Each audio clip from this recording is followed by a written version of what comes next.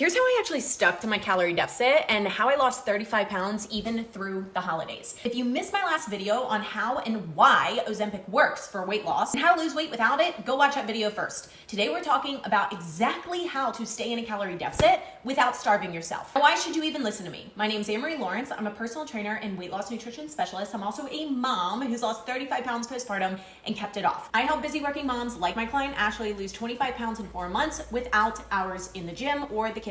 So if you want to actually lose the weight before the end of the year, buckle up. Step 1, redefine your deficit. First, let's clear something up. A calorie deficit doesn't mean eat as little as humanly possible. The goal is to eat the most food possible while still being in a deficit. This is where most people go wrong. Day 1, they slash their calories, do hours of workout, and run themselves into the ground. Sure, you lose a little bit of weight short term, but it's not sustainable. You end up exhausted, starving, and eventually burnt out. We actually just opened 5 spots to our new Winter Arc one-on-one program built for busy moms ready to drop 20 to 25 pounds without excessive dieting or gym burnout throughout the holidays. Comment below Winter Arc if you want to chat more to see if this program could be a good fit for your needs. Now let's move on. Step 2, expect a little bit of hunger, but here's how we manage it. At some point, yes, you're gonna feel some hunger in a deficit. That's normal. The problem is most people panic when they feel it and they cave to the cravings and binge and throw in the towel. That's why they think nothing works when in reality, they just never learned how to manage the process. So that brings us to step 3, how to stay full in a deficit.